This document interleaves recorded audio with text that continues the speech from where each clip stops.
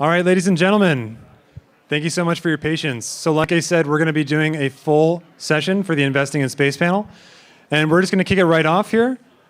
It's going to go all the way till 3:55, and I'd like to introduce to the stage the Investing in Space panel, moderated by Professor Matt Weinzierl. Thank you. All right, I don't need that. Thanks, Cam. Thanks, everybody. We are so glad to be here. I think the panel, please come and make your way up on stage.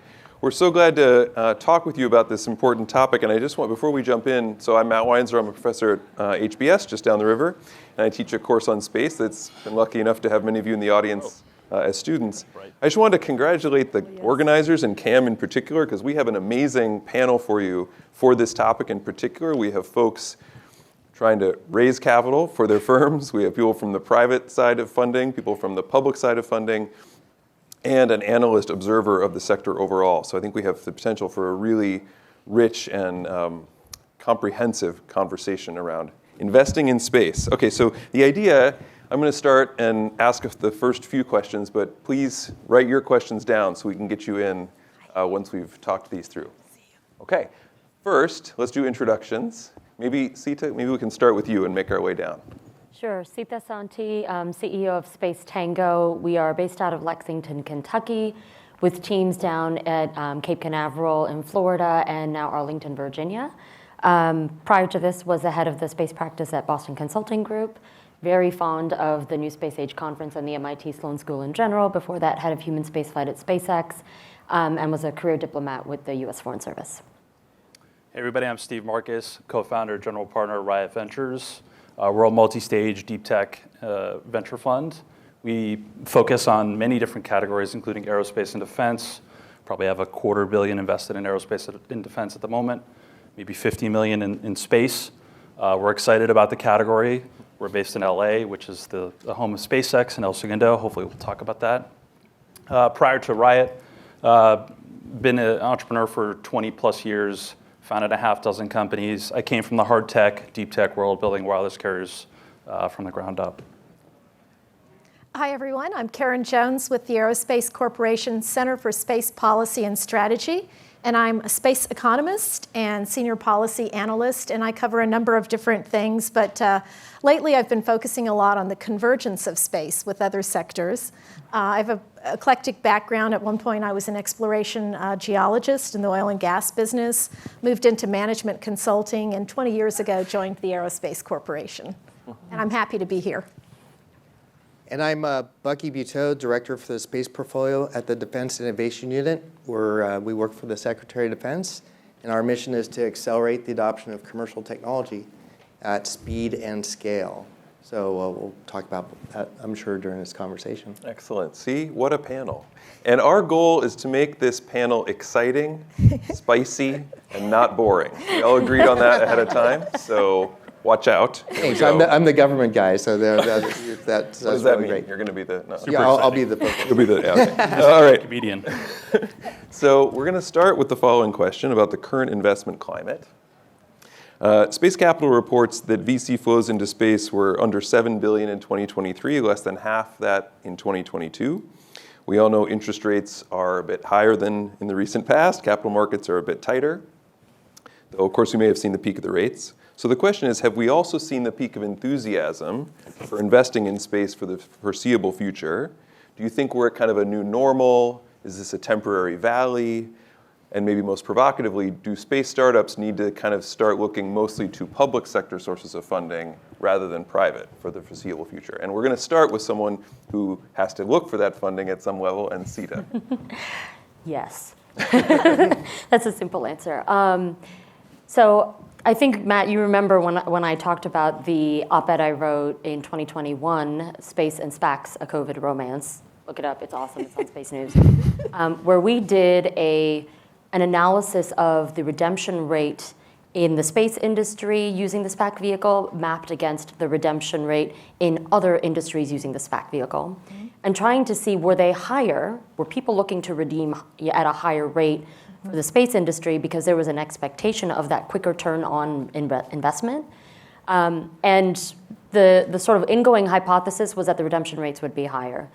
We ended up finding out that they weren't that much higher, but in volume, but there were fewer space companies that were using the SPAC vehicle at the time. The ones that were using it were heavy capex, needed more capital at the outset. We all know this, right? But it was not a popular op-ed because I basically was saying this is not the right kind of financial instrument for our industry. And of course, I was at BCG. I was not looking for capital at the time, so it's easy to take this dispassionate outlook. Now, I'm honored to be running an incredible space company that's been around for 4 years. We have 267 successful investigations flown in payload to the International Space Station, so we have flight heritage. We have automation heritage, and we've got talent heritage out the wazoo. We're also hiring, so if anyone's looking, come to me. But what's interesting is we went from having all of this heritage and looking for that next chapter of growth requiring capital injection to taking exactly as you said, a more dispositive position towards private capital because the beauty of public capital is it's non-dilutive. And we're actually stimulating organic growth internally. So I'm really thrilled to announce that we won a $5 million contract on Artemis 2 with NASA just a couple of weeks ago, which is actually taking our heritage in LEO and taking it into a completely different orbit. We're going to the moon. But the beauty of that capital is it's directed towards requirements.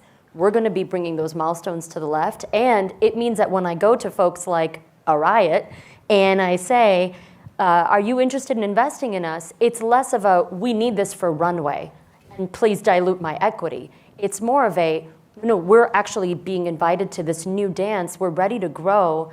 Would you like to be a part of it and get a discounted rate later? That's great. And Stephen, when you get that call from a company, maybe not from CETA, because that obviously you take that call with enthusiasm, but in general from space startups, is Riot, you mentioned you're excited about the sector, but have you been? Yeah, I think, look, 2022 is a different world for everybody. I'm not sure I would take that as a proxy for what's happening in the space industry. I think that there are certainly things we're not interested in. We're not interested in standing up another, a SpaceX competitor that's like standing in front of a freight train. They've done some tremendous things for the industry, and I think, my peers and my contemporaries are all interested in space. I think we're trying to figure out how to leverage what SpaceX has done for the industry. There was a lot of energy that came out when SpaceX, I think, started to accomplish a lot and drive down the cost of bringing things to space. The cost per kilogram has gone down precipitously. It's sort of what's happened in the cloud business is that, those enablement layers open up all new horizons and challenge people to think about new applications, enabling technologies. Things are very inexpensive. Same thing happened on the hardware world. When I started Riot, we were focused a bit more on hardware and thinking about what are things we could boot up in that business because hardware had dropped 80%. When I started the firm in 2017, the cost economies were insanely good. And we've seen a lot of commodity businesses sort of, start up because of those economic advantages. I think SpaceX has done a tremendous job dropping cost per kilogram and has even, has blazed a path down to, a Starship to maybe $100 a kilogram. I mean, that's an insane cost advantage. So, there were a bunch of launch companies that tried to compete for that business and got taken to the cleaners. And so I don't think that that's a great opportunity space. I think they've leveraged the fact that they have really cheap launch, and Starlink was almost an insane endeavor before. And if you're not SpaceX, why would you ever do that? So I'm less interested in, let's say, standing up something on a communications layer. They seem to own that market and have just an enormous cost advantage. But I am thinking about applications for space and start saying, well, what can you do with that cheap, launch cost, and what can you do with the commodity hardware that's available, and what kind of system can you build? We're big investors in True Anomaly, and basically what Jim was talking about, the defending space and thinking about that domain and space domain awareness and proximity operations. I mean, that's very unique capability that we got excited about, and so we're substantial. We're major investors in True Anomaly for that reason, because we said, look, unique team with unique insight, unique capability, leveraging low-cost hardware and low-cost launch. I haven't begun. I mean, we can imagine all the application space that could potentially is available. I have imagination, but I can't imagine all the things that will enable. It's sort of like thinking at the dawn of cloud. What are all the businesses that you could potentially stand up? And I think we've been totally blown away by the amount that's available. So that's the general stage, and I think that private markets are very interested in funding those kinds of things, and I wouldn't take 22 or 23 or any of that data to be suggestive of what I think is the general consensus that we're excited about. That's good news for those of you out there who are trying to raise capital. That's pretty optimistic. All right, Karen, what would you say? Okay, so we've gone from an ultra liquidity market where we're stumbling out of this drunken SPAC fest. Love that. COVID romance. And we're trying to move forward. And for part of the space industry, it really lies within these other adjacent industries. So it really relies on that industry growth. So it's really hard to separate part of the space industry from the general economy. And then there's part of the space industry that's totally space, exploration, and so on, some of the things that Bucky's working on. And that's where it gets interesting. And I'm very hopeful that we're going to continue in this market. The froth is off, but there's quite a few opportunities there that we still have. And I'm very excited about some of these convergence plays. Also, at this time, we're seeing a lot more efficiencies emerge. At Satellite 2024, a couple of weeks ago, they were talking about all these multi-orbit constellations, and the mesh networks and the built-in resilience and efficiency you get from that. So that's going to help in a market where interest rates are high. We're proving that we have some resilience and some efficiency as well. So that's an exciting play as well. So I think this is a time of growth still in the industry. That's great. More optimism. Bucky, are you seeing, though, it's interesting to me because Stephen also mentioned that part of the reason they're excited about True Anomaly is because the national security demand underneath it. Are you finding that startups are especially eager to work with you at DIU because of the tighter private markets? Or well, startups are especially eager to work with us because we actually have a really good batting average with the startups that work, and they competitively earn a contract with DIU, and it's not because we're good idea fairies. We're actually supporting the needs of our DoD partners. But I'll tell you, that it's interesting listening to the comments because I've been doing this since 2016. And if you go back to 2016, which seems like a lifetime ago, there was no venture, there may be, other than Steve Jurvetson, there was no venture capitalist that could speak as well about space as Stephen just did. And so what I mean to convey by that is that if you had a really powerful presentation, it was a lot easier to get venture money in 2016 because the venture ecosystem wasn't really well tuned to the market, the potential, what the future looked like. That's totally different today. So I think the ability to get outside dollars is it's just more disciplined, and it's good. And if you get money today, you should feel very good about it. So it's not like there's capital is dried up. That's definitely not the case. I think the other thing which is important to realize is, except for like GEO-SATCOMs and now the emergent proliferated LEO SATCOM, most of the space economy is very nascent. This is why I'm so happy to be sitting next to an economist because, right? Yeah. And what you need to appreciate by that is because those of us who are a little older on the panel remember, back when the internet really first started getting going, and you had, you had Netscape and you had American Online dial-up, and it's like you got mail and all this stuff, and it's like it was just something you did because the games weren't that good back then. Right? It was like a hobbyist thing, but today. Digital commerce contributes 10.2% to our GDP, right? So the thing is you need to have the long-term perspective of what will space do to the U.S. economy, to the global economy in the late 2030, 2040 timeframe. I don't think it'll take as long because things are moving very quickly. So at DIU, what do? We evaluate technical feasibility and commercial viability. So if you come in, you've got a great idea, but your addressable market is a government, We generally say no. We don't always say no. There's very few rules at DIU. We've had companies like Anduril that started with us very early on Shield. that way. Shield AI.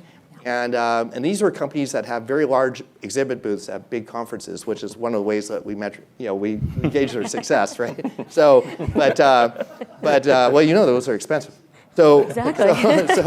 There's a lesson for all of you. Yeah, no, don't just go out and do that. But seriously though, it's like, what is the addressable market? You need, and it's even more so because we really want to know that you're going to be commercially successful, that you're focused and doing the right thing, because economic security is foundational in national security, right? We need to have a very strong, robust space industrial base that doesn't just serve the national security things, but all the things that Jim Bridenstine was just talking about, so with NASA and just in the commercial world, like Space Tango is doing. And to be commercially viable means you have a path to revenue. So what's your path to revenue? Are you bootstrapping and doing things as a smaller company to enable the future? Are you making a big bet on to do a niche? It's kind of that 0 to 1 type of opportunity. And so there's a lot of discussions that go into that. Can I ask, though, just to build on these generally quite positive comments, am I hearing that you think that the capital markets have essentially solved the problem of the timeline of space investments? So, I think at least for years we've been talking about the fact that at least historically they've been high capex, but also it's such a nascent market, you don't know exactly how this is going to work, why it's going to work. You don't know when the exit's going to happen, if there's going to be an exit, and that maybe that was part of the root of the SPAC explosion, because it's a way to get a chunk of change to people to survive the valley of death. Have we kind of moved beyond that, and now we've learned how to tell who's actually going to have a viable business model in 7 to 10 years, or how do you think about that? I'll load this up, but I want to pass it to Stephen. The venture ecosystem is really diverse, right? And if all you've ever done is funded software, you're expecting that you're going to have this meteoric rise within, kind of the Sequoia model, 24 to 36 months. And if you're not there, then it's like you failed. We like patient capital, and I'll tell you this: my office, we work in Silicon Valley, and we go to LA, we go here, we work here in Boston, so. We spend as much time with the private investor community as we do with our government community, and it's important that we get this right. Since we started, we were just tabulating this today. DIU in space, we've issued close to $400 million in contracts, but we're leveraging $10.4 billion of private investment. That's incredible. It's like 27 to 1.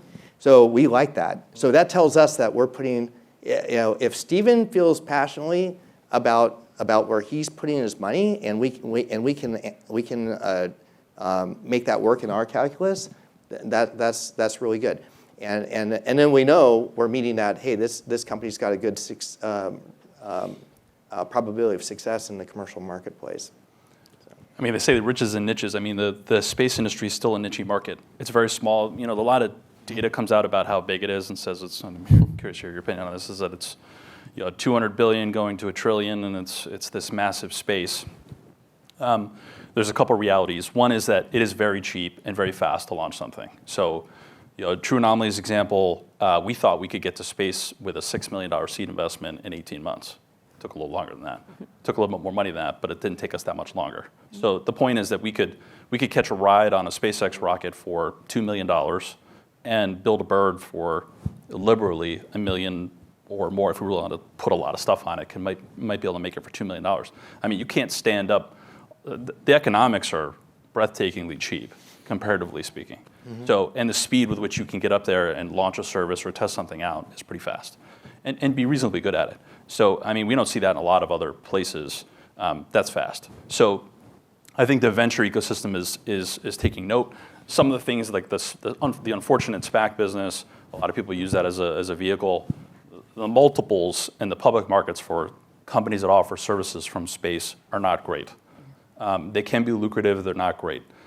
So the narrative needs to change. There are high margins and good businesses to build, but we're not quite there yet. But I just wanted to clarify, the space economy is largely defined by SpaceX at the moment, right? It is the vast majority of launches, something like, it's US-centric, 93% of payloads come from the US, 80% of which are SpaceX payloads. They will dominate space. They are 80% of satellites will be in orbit. Period will be Starlink related. So they are the market.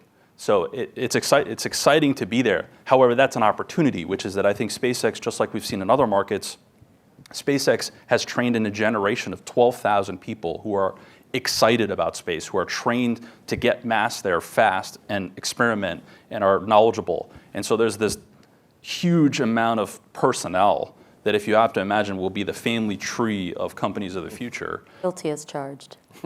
So you see that there will be a diaspora of people who will leave and start companies, but they have this idea of low cost, get to space, be successful at getting things there cheaply, and novel applications. So I'm excited for the future, but right now, like, the space economy, in my opinion, is largely SpaceX. Yeah.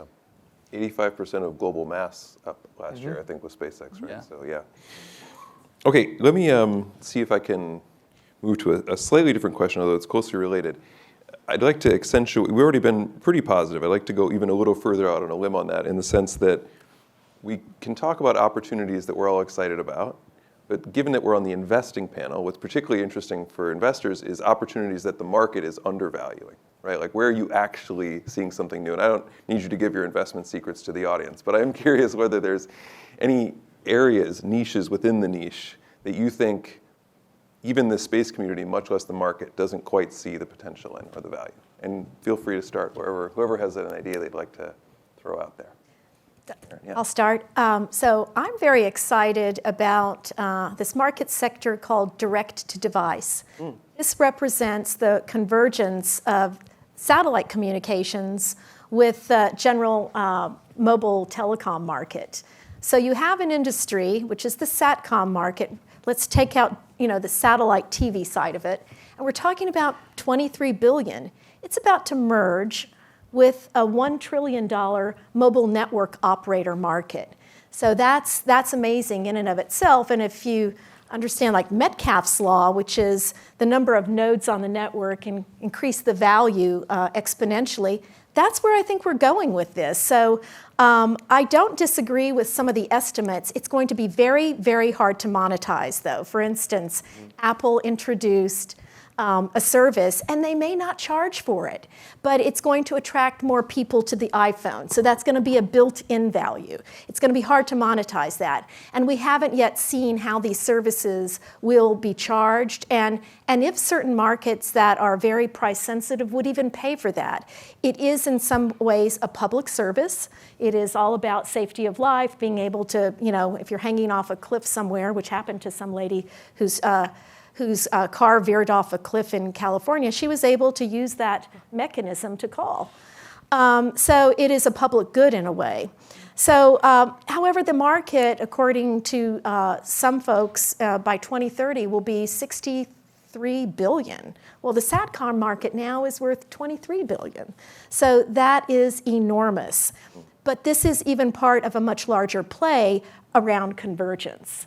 And this is about 6G, the Internet of Everything. Right now we're in 5G, getting to the point where we have interoperability standards that are accepted by both the satellite industry and the cellular mobile network operator industry to merge. The one big question mark to me is, in this convergence, we also have this thing called the Internet of Things. And I tried to come up with an estimate. It's impossible. It's just impossible. I've seen crazy numbers, but these are about transponders and tags. I know it's got value. It's all about supply chain tracking. Coming up with a number on that when it's so embedded and underneath the radar screen is going to be very hard. But I think it's very valuable as well. So I view that as a big trend. Sure, there might be some inflated estimates, but I wouldn't underestimate it as well. Great. I would be remiss if I didn't actually pitch the value proposition of what we are adding to as a niche within a niche that I think has a possibility of growing. And I say that because again, it's a very unique position to actually be in industry, running a company, talking to our core customers. We have 25 recurring customers that leverage contract vehicles from NASA historically. So it looks like our customer is NASA, but it's actually not NASA. It's Mount Sinai Hospital, Cedars-Sinai Hospital, Mass General Hospital here in Boston. And what they're doing is they're designing induced pluripotent stem cells from the brain, neurospheres, which is when you introduce the media into an induced pluripotent stem cell, it actually separates into two separate neurons. And then a further disaggregation of those neurons by Cedars-Sinai. Different customers want us to perform these scientific transactions, right? We think about it as R&D. We think about it as experimentation. We think about that as interesting space science. So why would you invest in it? Well, you're investing in it because all three of the examples I just cited, all three of whom are recurring customers for Space Tango, are all around Parkinson's disease. So we have a convergence of recurring revenue contracts for a tiny bootstrapped company based in Lexington, Kentucky, that has done over almost 300 investigations like this on the International Space Station. Yeah, we're leveraging, the lower cost to launch, but we're also realizing that that can actually deliver a quicker pathway towards solving Parkinson's. That's not hypothetical. We think of our total addressable market, yes, very often in terms of SATCOM, Earth observation, mining, gas, logistics, supply chain development, all that. What about medical outcomes? Patient-specific gene therapy, drugs, obviously VARDA and a lot of the bigger bets are focused on the drug space. I'm really interested in the specific patient therapy space, and I think that's an entire market that we are uniquely positioned to address.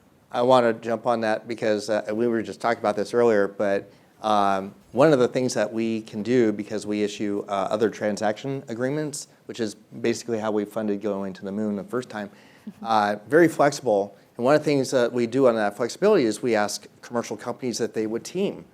And one of the teaming mechanisms that we do right now is find a really interesting terrestrial tech company and get them to work with a very interesting space company because the terrestrial companies are doing whatever it is. It could be in energy, microelectronics, anything. The last thing they need on their plate is to figure out how to become a space company.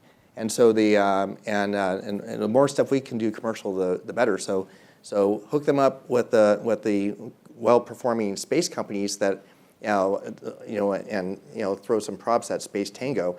They've earned the trust of NASA, right? And they put things on human-rated space systems. So if you need to get something on the ISS or flown and interact with humans in space, that's a well-oiled path. And they're not alone, but there's a small segment of this emerging commercial space industry, and that becomes another form of economic activity. We don't even have to fund it, if we do it the right way. We just have to facilitate it. Our big bet, is a little extension of what was just discussed, is creating a hybrid architecture in space. So we all know the 3G story, and what a great day it was when all the mobile telecoms came together and we had one integrated architecture. And which law is it that you just said? Metcalfe's law. Metcalfe's law. So shiny example, because every one of those mobile telecom providers realized there was more revenue to be had in an integrated architecture. They'd have to agree to standards. Didn't mean that they had to give up their proprietary advantages, but they agreed to standards. So we've been knee-deep in this since 2021, and we've got some real traction on this to take the traditional SATCOMs and SATCOM in other diverse orbits, not just LEO, and start bringing these things together so we can look at how we network them, how we do other things. Can we create a cloud in space? Can we reset the baseline on cybersecurity so this architecture is not as vulnerable as the terrestrial dirty old internet that we have to use every day here? And there's some other innovations involving data provenance and how we rapidly integrate sensors, and it's evolving. And our ambition is can we remove the ground segment completely? So if you need information from space, You can task it, collect it, process it, and redisseminate it with the least amount of latency and have a multi-path resilient architecture that can get that. And it could be narrowband, but it needs to also be a lot of broadband. So the nice thing is that it's a big tent, and we're stitching this together, and we hope to have some operational examples of this this summer. That's great. Stephen, anything you want to add? Yeah, I mean, I'm a little skeptical of delivering a lot of communications from space. I mean, one of the businesses that I was in wireless spectrum licensing. I was a big owner of it because I was a big carrier. And there's a finite amount of it. It's sort of like, it's dirt. There's only so much raw land available, and you can't defy the laws of physics. So at the end of the day, there's only so many subscribers that you can serve from space. Spot beams are still 15 miles in diameter. They're still massive. Down in New York City, they could be measured in feet. So I think there's just some physical limitation to delivering a lot of service from space. I think it's largely been a rural communications. It's largely outdoors. Most space communications can't make it inside of a building. So when you start to narrow the universe down to, you got to use it in less not densely populated. You're not going to be turning up a Starlink mobile station in New York City. It just doesn't. You would overload it really fast, and we would get no bits whatsoever. So, I think it remains a very niche-y rural use case or a specialized use case. So it's great for life safety and for if you have to dial 911 or you need help somewhere, perfect use case. It works everywhere. And Iridium has had that service for a long time, and it works really well. Well, it doesn't work really well, but it works okay. But the point is that it's ubiquitous and it's available, and it just has a finite amount of subscribers that I think can be on it. So we've seen all sorts of zany, applications that I'm interested in, and then we'll see what happens. But if you believe in Starship and that it will enable a new access to space, it's not unreasonable to think that there will be a lot of things on the moon, that there'll be things outside of Earth's orbit, there'll be an economy that will spawn. It could be for energy use cases. It could be for all sorts of these, medicine, manufacturing. There's a lot of advantages to those things, and so I'm interested in those applications of things and trying to look, 10, 20, 30 years out. There's picks and shovels for that. Like, how do you support all that? Like, if we're going to fly a lot of spacecraft to space, I'm a pilot. I'm thinking about, oh my God, air traffic control and how we're going to keep these things from going to each other. There's lots of things that you could just imagine. You roll the tape forward. What are you going to need? So, application front, the crazy will seem normal in 10 years, and then there'll be new sets of crazy. I think when Elon started SpaceX, everybody was like, "That's crazy." Now we're like, "This is the normal." So I think that there'll be things like that. We just have to imagine what they are. But we're really centered around the entrepreneur. Like a lot of the decisions are made of, it's a crazy idea, but there's a way to a business within a decade. And how do you turn that? How do you run that flywheel? The moon seems a little too far outside of a window that I would say is a normal venture capital window. Although our funds are longer these days, 13 plus years in duration, 15 years, 20 years. You still I'm not sure when we're going to turn that corner yet where I start saying, okay, moon ops are happening. Let's go, let's go invest ahead of the curve. So I'm not sure if I'm just a laggard or not quite early, a little too early. I don't know. We should talk.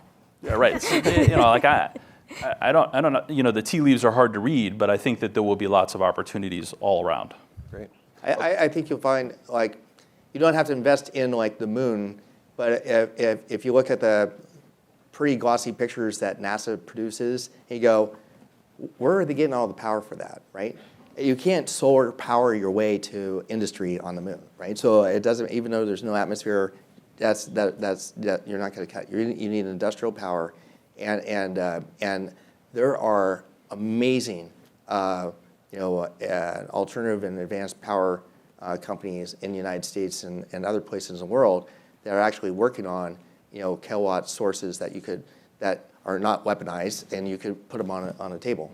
And so we've got some, we do some earlier stage long-term bets on things like that because power is something that we need in national security, defense, and space. And so I think what's going to wind up happening, and this is why it's exciting for me that the investor community is kind of widening their aperture about where the investments are, because there's the yeah, SpaceX would be easy, today with all the insights we have. But what's not so apparent is all the enablers, right? The supply chain and the other niche markets that have yet to be realized. That's great. I'm still blown away, by the way, just from this True Anomaly launch we just had, is that we don't even know where things are. Like, we can't even find stuff in space. We can't communicate it with it on a regular basis. Like, we're such at the base layer of In Earth orbit. yeah. That's right. Sorry, Not I even was the moon. forget. It's like there is no space domain awareness. Once you leave there, right? It's just that's like wild man's land. So. It's crazy. So that's nice. So the idea that the market is maybe undervaluing, like we can try to see ahead 50 years or whatever to the big promising future, but it's going to take all these steps along the way, filling in all these gaps. There's opportunity for businesses there, perhaps, to fill in. We only have 10 minutes left, which is amazing in this session, and I'm guessing there might be questions from the audience. I have more I could ask, but I see a hand over here for sure. Maybe we can start over here. I think there's a mic coming around. Good afternoon. My name is Michael Barcliffe. I'm a student at the Harvard Business School. So last year there was a paper that was posted in the Financial Times that talked about how the space industry was being impeded by this proliferation of zombie statistics, which I think the most prominent is the Morgan Stanley study that stated that in 2040 the space industry is going to be about a $1 trillion market. So from your perspective as both investors, economists, and startup CEOs, what would you say are some tangible statistics and metrics that one should be looking at to evaluate the space industry and potential startups to invest in? Karen, you want to start? Yeah, I read that. That was a very good article as well by someone from Harvard, I think, who wrote that. So zombie statistics is about kind of this made-up kind of fluff and inflating the value of space and the space market. So it is a tough market to value. So much of it is new that we can't really use, some kind of cash flow model at this stage to really do that type of, kind of traditional kind of valuation. I will say this: the World Economic Forum, stay tuned. They're going to be publishing a very interesting kind of what the space economy is worth. I think that's coming out next week. And it's a large number, by the way. So that's all I can say. I didn't work on it myself, but I think we're going to see that it's still very large. And you just have to kind of look at what's beneath that first layer, which is, again, you may not be generating apparent revenue. A lot of the value lies in P&T systems and timing and various things that touches all these other industries. And that's where some of this valuation occurs. It's also a very challenging market because there's public-private partnerships, government's a big customer, so that makes it difficult as well. But I think over time, we're going to get a better view of this. I did think that the author made a very good point with that. And there is some inflationary pressure there with these estimates. But again, I think time will tell, really. I mean, the SpaceX Starlink constellation, if you just take the comp of Verizon, which has 150 million subscribers, worth about $200 billion, by the way, with an average revenue per user of $30 a month, and Starlink's 100, that's easily the size of Verizon. That's 200 billion just for the Starlink constellation, fully loaded with 150 million subscribers, which you could imagine them having easily.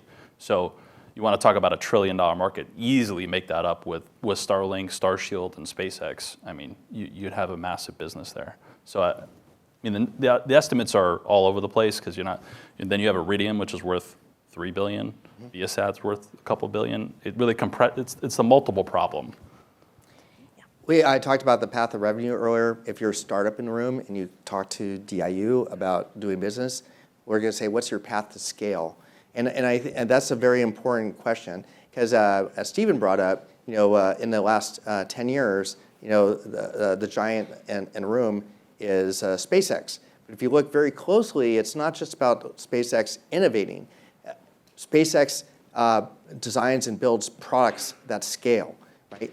Their Starlink is that way. Starship is actually that way. So is Falcon 9. Starship is probably even more scalable than the Falcon 9 platform.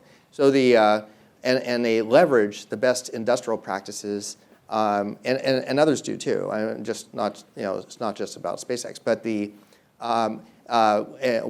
we're releasing next week our State of Space Industrial Base for 23. We'll selfless about promotion, but one of the things that we do in the end of it, if you go back to the ComStack, which is the annual reports that would come out of the FAA about space launch, and they did a very bold thing in 2013. They tried to 2013, 2014. They tried to estimate where things will be in 10 years, and the estimate for commercial space launch in 2024, get it, is like 12 to 14 launches. Right? And so what you have to do is this argument is really about what are the underlying assumptions. And one of the underlying assumptions is that everybody's going to build exquisite things. That the government loves exquisite. Exquisite doesn't scale. So the disruption is the introduction of products and services that do scale. And so so I would say now we're it's probably positive. We're uncertain about what the number is. But if you say, we know this, in the government space, try to convince us that there's going to be more government satellites than commercial satellites at the end of this decade. We're convinced it's going to be the opposite, right? So and the reason why is because we're dealing with companies that know how to take their product or service to scale, or their software. So I think that's really strong, and that actually reinforces the investment models that Stephen's talking about, because then they can see that return on investment, which is really underpins all of this. Can I take a bit of a contrarian, temporarily viewpoint? This is grounded in, again, actual SpaceX alumna building engines that went into serial numbers 1 through 8 for Starship down in Boca, concurrently refurbishing Crew and Cargo Dragon capsules for reutilization under CCT cap, and doing it at that pace of agile manufacturing, exactly, Bucky, that you were just talking about. It's one thing to talk about big valuations and try to estimate the value of SpaceX. I mean, when you have equity, then you have a better sense of what those numbers are.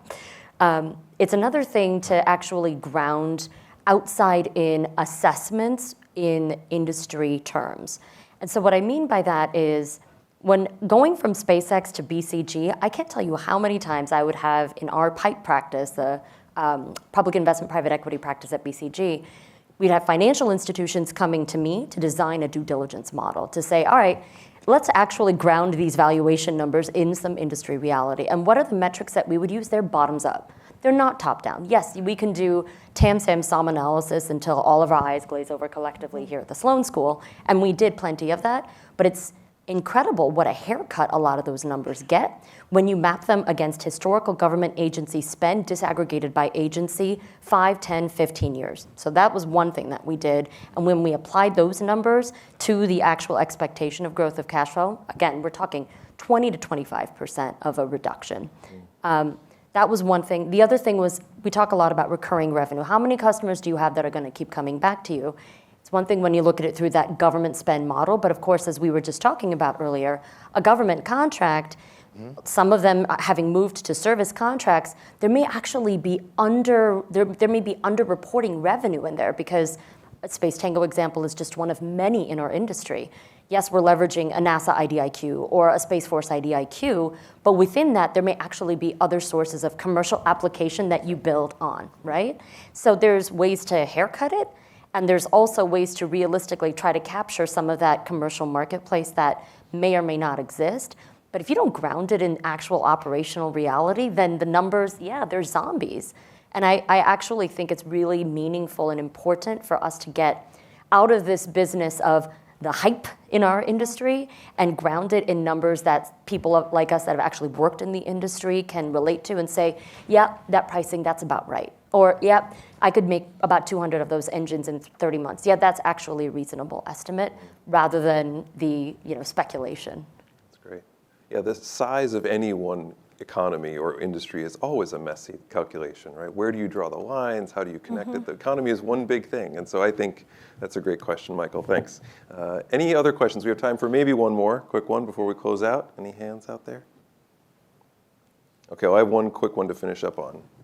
We saw the hands earlier, people trying to be founders, early joiners for startups. Do you have any advice for them for accessing capital, for being close with the investor side of the market. Advice for our startup founders and early joiners.